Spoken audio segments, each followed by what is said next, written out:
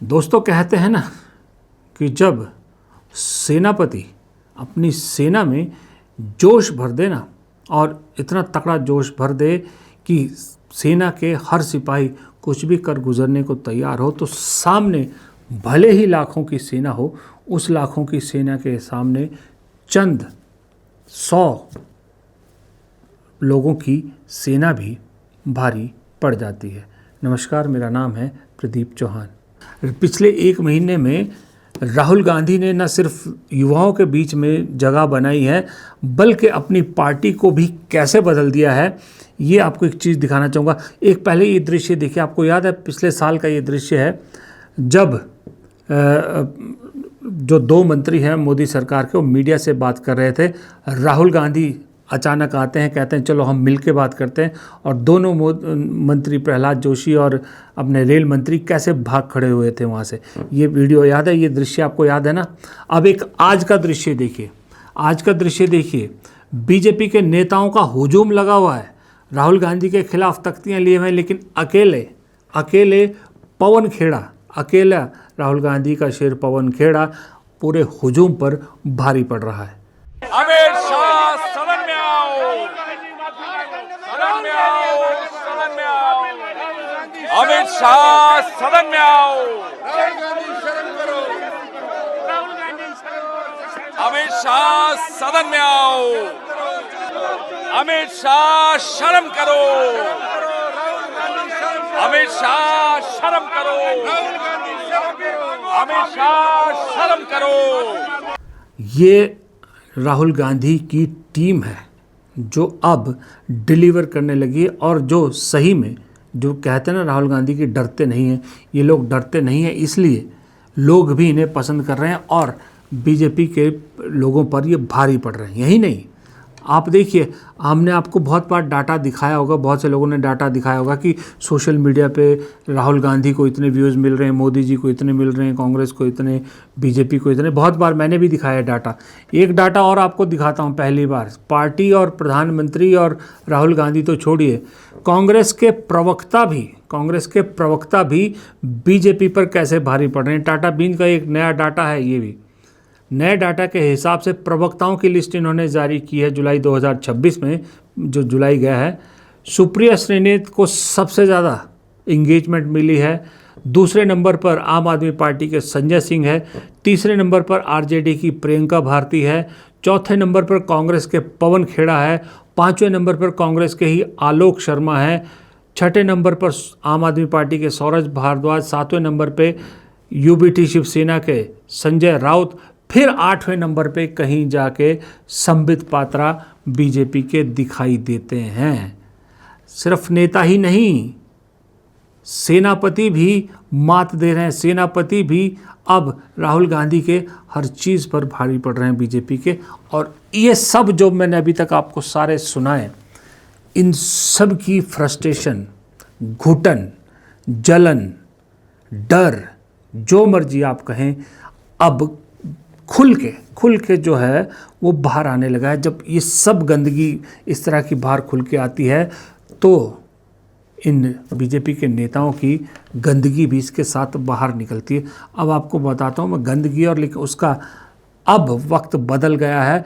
माकूल जवाब लोग, राहुल गांधी या कांग्रेस को देने की जरूरत नहीं है, आम लोग माकूल जवाब दे रहे हैं तुरंत। आपने देखा होगा शायद कि गिरिराज सिंह ने कल एक ट्विटर पे ये राहुल गांधी की एक तस्वीर जारी करते हुए लिखा था कि राहुल जी, ये तस्वीर कहाँ की है, कब की है, आपके साथ ये कौन कौन लोग हैं, मुझे जानने की उत्सुकता है।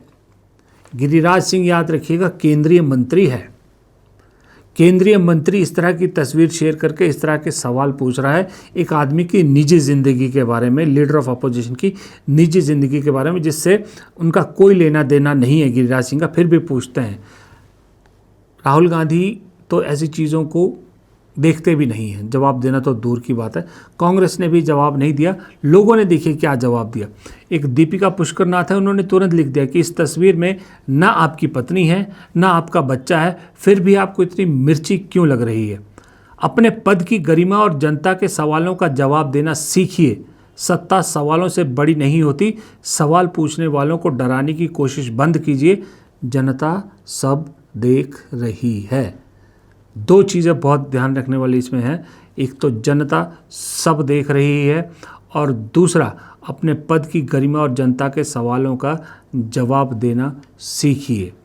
इसी तरह से एक वो कॉकरोच जनता पार्टी के सौरभ दास, आपको मालूम है, प्रवक्ता, उन्होंने इंग्लिश में लिखा है, उन्होंने क्लियर लिखा है कि ये है दरअसल गटर छाप राजनीति, ये है दरअसल गटर लेवल। वो गटर शब्द याद है ना, इन नौजवानों के लिए कंगना रनौत ने इस्तेमाल किया था। दरअसल गटर शब्द और बहुत कुछ उन्होंने लिखा कि मुझे तरस आता है ऐसे लोगों पर, पैथेटिक चीज़ें। अभी डंडिया हैं, एक विदेश में रहते हैं, बहुत एक्टिव हैं, इंडियन पॉलिटिक्स पे बहुत कमेंट करते हैं। उन्होंने क्या लिखा, उन्होंने लिखा कि ये तस्वीर लेक रॉबर्ट्स टेक्सास की है, बाजू में बैठा बच्चा मेरे दोस्त रवि का बेटा आर्यमन है, उसके बगल में बैठी महिला रवि की बीवी शबनम है, और कुछ गिरिराज सिंह जी अब आप पता कर लीजिए ये सही है या नहीं। मुंह पर करारा जवाब। एक है यशस्विनी राजे सिंह, ये उत्तर प्रदेश के एक बड़े बीजेपी नेता की बेटी हैं, ध्यान रखिए, बड़े बीजेपी नेता की बेटी हैं ये। इन्होंने भी लिखा कि this is why the answer to if not BJP then who is literally anyone else. पहली लाइन में वो कह रही है कि इसीलिए वो जो सवाल पूछा जाता है ना बार बार कि अगर बीजेपी नहीं तो कौन, तो इस तस्वीर का जवाब सीधा सीधा है कि कोई भी चलेगा, कोई भी, बीजेपी के बदले कोई भी चलेगा। ये सीधा उन्होंने कहा कि सीधा जवाब एक लाइन का ये है, they have reduced ministerial position to this, WhatsApp uncles doing wink wink nudge nudge with their communal bite and gutter level innuendo absolutely nothing substantive to offer.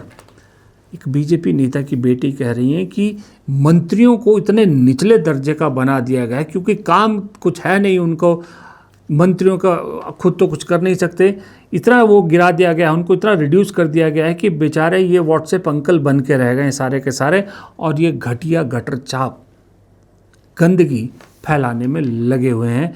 ये जवाब सीधा सीधा इस तरह के कई लोगों ने गिरिराज सिंह को ऐसी खरी खोटी सुनाई है कि अगर शर्म हो ना, कोई मेरे जैसा शर्म वाला आदमी हो, तो मैं शायद कुछ दिन ट्विटर पे दिखूं ही ना, कहीं गायब ही हो जाऊं।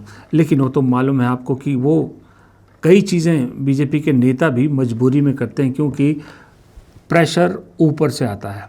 झारखंड के छात्रों के लिए मेरा मैसेज क्लियर है, we condemn any violence against peacefully protesting students. Does not matter where it is happening, we condemn it, we are against it, we do not recommend it, we do not support it. We are very clear, कोई confusion नहीं हमारे mind में। तो peaceful जब तक protest हो रहा है, तब उस प्रोटेस्ट को हिंसा से अटैक करना उसके खिलाफ है। ये बयान राहुल गांधी ने कल शाम को दिल्ली में पूरी प्रेस कॉन्फ्रेंस करके मीडिया के सामने ये कहा था कि झारखंड को लेकर उनकी क्या नीति है या उनका क्या स्टैंड है। उन्होंने झारखंड में जो स्टूडेंट के साथ हुआ उसका विरोध किया, अपनी सहयोगी पार्टी जेएमएम सरकार का विरोध किया। उसके बावजूद आज संसद में देखिए कंगना रनौत मैडम के हाथ में क्या बोर्ड है कि राहुल गांधी झारखंड में हुई छात्रों के साथ उस पर जवाब दीजिए। और ये अकेली कंगना रनौत नहीं थी, सारे बीजेपी के सांसद आज लोकसभा में यानी संसद में ये तख्तियां लेके घूम रहे थे, राहुल गांधी से जवाब मांग रहे थे। वो जवाब जो राहुल गांधी पिछले शाम को ही दे चुके थे और उससे पहले भी एक बार वीडियो में दे चुके थे, उसके बावजूद आज तख्तियां लेकर घूम रहे थे। और दूसरी तरफ से विपक्ष भी सामने था, विपक्ष अमित शाह से जवाब मांग रहा है, अमित शाह और मोदी जी को सदन में आने को कहा है। तो आज संसद के परिसर में जो सीन देखने को मिला वो लोकतंत्र को शर्मिंदा करने वाला, जहां दोनों तरफ के सांसद एक दूसरे के सामने आकर खड़े हो गए थे मानो कोई युद्ध का मैदान हो। क्या इसलिए हमने इनको चुन के भेजा था? क्या इसलिए इस देश के करोड़ों रुपए हम लोगों के टैक्स के पैसे बर्बाद होते हैं इलेक्शन को लेकर ताकि ऐसे लोगों को चुना जाए? और कोई जेन्युइन बात हो तो समझ में भी आता है।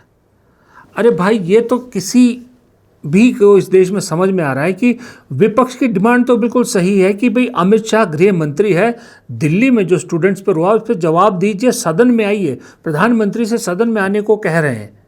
वो बनता है, वो अगर उसको लेकर सदन में हंगामा कर रहे हैं, डिमांड कर रहे हैं, ये विपक्ष का काम है, ऐसी राजनीति करना उनका काम है, वो सही कर रहे हैं। लेकिन जिस बात को कल ही राहुल गांधी अपनी क्लैरिफिकेशन दे चुके हैं, उसको लेके आज सदन में तख्तियां लेकर सदन के बाहर उस सदन परिसर में घूमने का क्या मतलब है? अगर मान लीजिए अमित शाह ने भी दिल्ली के जो हुआ स्टूडेंट्स का तो उस पर जवाब दे चुके होते, फिर भी विपक्ष जो है उनका जवाब मांगती, उनको सदन में आने को कहती, तो मैं आज विपक्ष का, कांग्रेस का मजाक उड़ाता, उनके बारे में भी यही कहता है कि क्या हम लोगों को बेवकूफ़ समझ रखा है। लेकिन उनके सवालों का जवाब तो नहीं मिला, इसलिए वो अपनी जगह सही है। लेकिन यहाँ तो जवाब दिया जा चुका, उसके बावजूद राहुल गांधी जवाब दो। पहली बात तो राहुल गांधी क्या वहाँ के मुख्यमंत्री हैं झारखंड के? क्या राहुल गांधी जो है वो केंद्र में कोई मंत्री, केंद्र से सरकार चला रहे? फिर भी एक पार्टी के नेता होने के नाते उन्होंने कल अपना स्टैंड क्लियर कर दिया, पार्टी का स्टैंड क्लियर कर लिया। फिर भी कह रहे हैं जवाब दो राहुल गांधी, जवाब दो। सिर्फ पता किस लिए? वो इसलिए कि जो राहुल गांधी अब कोई पर्दा, कोई लाज शर्म या कोई थोड़ी सी भी वो नहीं रख रहे हैं, जिसको कहते हैं ना, थोड़ा सा भी स्कोप नहीं दे रहे हैं। जो प्रधानमंत्री और अमित शाह पर सीधा प्रहार कर रहे हैं ना, वो प्रहार दरअसल वहाँ बहुत चुभ रहा है और उसका प्रेशर नीचे इन सब पर आ रहा है। The other thing I'd like to point out is the character of the Prime Minister and the Home Minister. For 15 days, neither of them has had the courage, and I'm saying courage and stressing courage, neither of them has had the courage to come to the house. Neither of them has had the guts to own up to what they have done.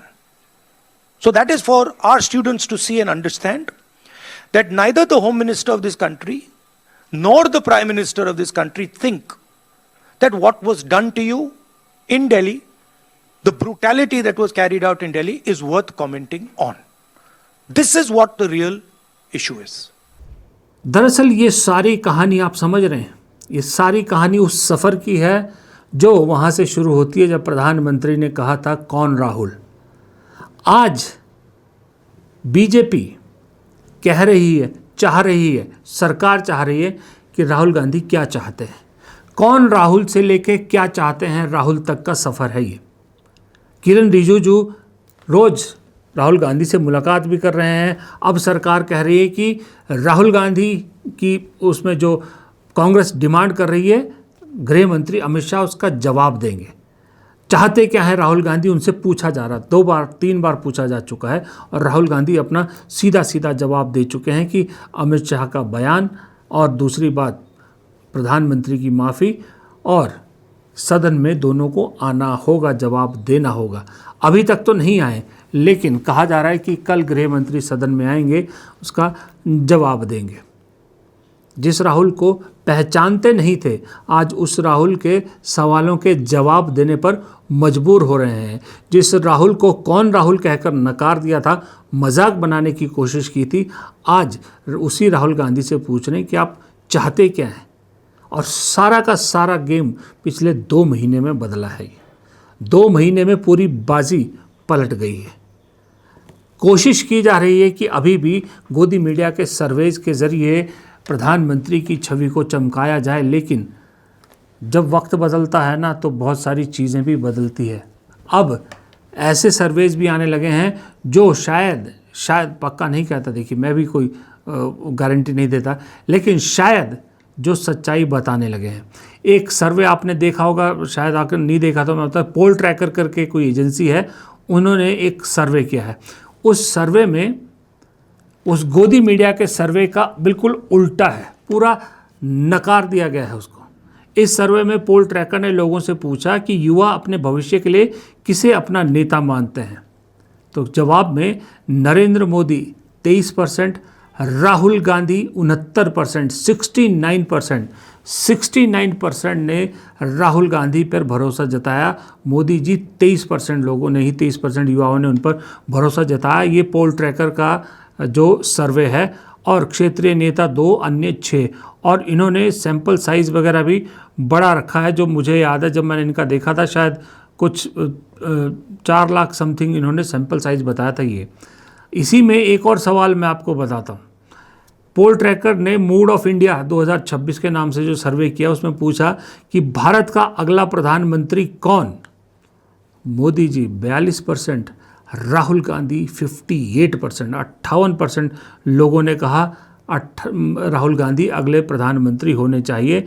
और इन्होंने इसमें भी लिखा है कि ये जो सर्वे हुआ है ये जुलाई 3 से अगस्त 7 के बीच हुआ है और सर्वे साइज है 4,35,451 4,35,451 लोगों से इन्होंने ये बात की है। उसके आधार पर राहुल गांधी को 58% वोट मिले हैं प्रधानमंत्री के चॉइस के तौर पर और नरेंद्र मोदी को सिर्फ और सिर्फ 42%।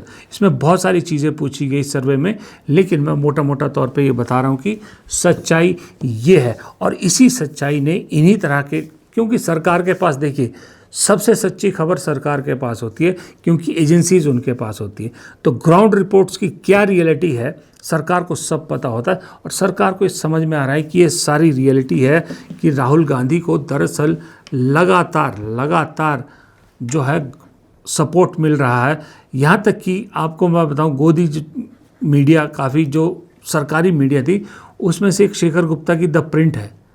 द प्रिंट हमेशा राहुल गांधी के अपोजिट रहा है, मोदी सरकार को हमेशा खुश करता है, लेकिन वो भी लिखने पे मजबूर हो गया है कि Rahul Gandhi finally has an audience that isn't laughing at him, कि मतलब राहुल गांधी को फाइनली एक ऐसा श्रोता मिल गया है जो उस पर नहीं हंस रहा है। अंदर देखिए इसमें एक लाइन लिखी है बड़ी अच्छी कि Gandhi might have always been the public eye but rarely he has rewarded with the people's attention, however something has shifted over the last month and for the first time we are not automatically scrolling past. Of course he is also one of the only men in Indian politics who can lose his lose this consistently and still be around to be rediscovered. मतलब राहुल गांधी ने पिछले 1 महीने में लबोलबाब इसका यह है कि 1 महीने में ऐसा चमत्कार किया है कि राहुल गांधी हर जगह, और राहुल गांधी को चाहकर भी कोई इग्नोर नहीं कर सकता। आज की डेट में राहुल गांधी ने इतना सफ़र तय कर लिया है। ऊपर सीधा हमला हो रहा है। पहले तो एक पर हमला हुआ करता था, मोदी जी पर राहुल गांधी हमला करते थे, अब तो मोदी शाह दोनों की जोड़ी को एक तरह से आप कह सकते हो कि रगड़ के रख दिया है। अब तो बहुत से पत्रकार, मैं आपको बताऊं, जो गोदी चैनलों में काम भी करते हैं, मैं ये नहीं कहता कि गोदी पत्रकार हैं, गोदी चैनलों में काम करते हैं, पार्लियामेंट कवर करते हैं, अब तो वो भी कहने लगे हैं कि यार इस बार तो राहुल गांधी ने पूरा सेशन धो के रख दिया है, क्योंकि सवाल वाजिब है। सवाल गलत हो तो राहुल गांधी को भी क्रिटिसाइज़ किया जा सकता है, कि विपक्ष को क्रिटिसाइज़ किया जा सकता है कि भाई करोड़ों रुपया आम आदमी का खर्च होता है, फिर ये सदन के सत्र क्यों नहीं चलते।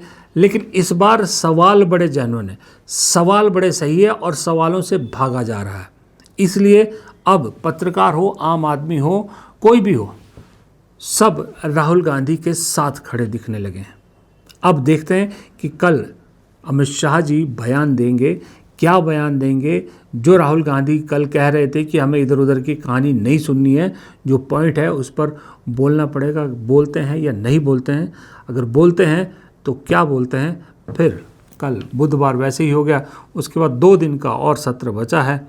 बेचारे अमित शाह कुछ बिल पास कराना चाहते थे, देखते हैं वो हो पाता है या नहीं हो पाता। लेकिन इतना ज़रूर है कि मैं आपको बताऊं ईमानदारी से, एक भारतीय होने के नाते, ना एक पत्रकार होने के नाते, ना किसी और होने के नाते, एक भारतीय होने के नाते और एक पिता होने के नाते, अब मुझे सही में शर्म आने लगी है कि जिस तरह की डिग्निटी, लो डिग्निटी, जिस तरह का छिछोरापन, जिस तरह का घटियापन इस राजनीति में आ गया है, भारत की राजनीति में, उसे साफ करने में बहुत वक्त लगेगा। और आने वाली पीढ़ियां क्या सीखेंगी, मैं ये सोच के हैरान हूँ। और दुख तब ज़्यादा होता है जब सत्ता पक्ष के लोग ये घटिया हरकतें करते हैं। विपक्ष करे तो समझ में आता है कि उनकी फ्रस्ट्रेशन है, सत्ता हासिल करना चाहते हैं। जब सत्ताधारी पार्टी के लोग, मिनिस्टर इस तरह की घटिया बातें और घटिया चीज़ें करें तो फिर वो जेनजी ने जिस भी लैंग्वेज का इस्तेमाल किया था वो ऐसा लगता है कि फिर वो भी क्या गलत है। इसलिए आज सोनिया गांधी का जो अलग अलग अखबारों में एक आर्टिकल छपा था मनमोहन सिंह के बारे में कि मनमोहन सिंह को ये इतिहास एक नेक और प्रगतिशील प्रधानमंत्री के रूप में जानेगा, एकदम 100% सही लगता है कि एक पता नहीं कितनी डिग्रियां, वो शायद उनको खुद भी मालूम नहीं था, उतना पढ़ा लिखा प्रधानमंत्री जिसने इस देश की आर्थिक व्यवस्था पूरी बदल दी, उसे किस साजिश के तहत उसकी सरकार को हटाया गया, उसे किस तरह से भारत में इतिहास याद रखेगा। और एक पीएम जो अपने आप को विश्व गुरु 56 इंच का कहता था, किस तरीके से सत्ता में पहुंचा और उसके बाद सत्ता में पहुंच के क्या किया, इसका हिसाब भी आने वाला वक्त ज़रूर लेगा। लेकिन दुख इस चीज़ का है कि उस जब हिसाब आने वाला वक्त लेगा तो उस हिसाब का खामियाजा मोदी जी को तो नहीं भुगतना पड़ेगा, क्योंकि वो तो अकेले हैं, उनकी पार्टी और इस देश को भुगतना पड़ेगा, ये तय है। फिलहाल इस वीडियो में इतना ही। वीडियो पसंद आया तो लाइक कीजिएगा, शेयर कीजिएगा, कमेंट बॉक्स में अपनी राय ज़रूर दीजिएगा आप भी कि आप इस मुद्दे पर क्या सोचते हैं। और अगर आपने अब तक चैनल को सब्सक्राइब नहीं किया है तो प्लीज़ चैनल को सब्सक्राइब ज़रूर कीजिएगा। नमस्कार।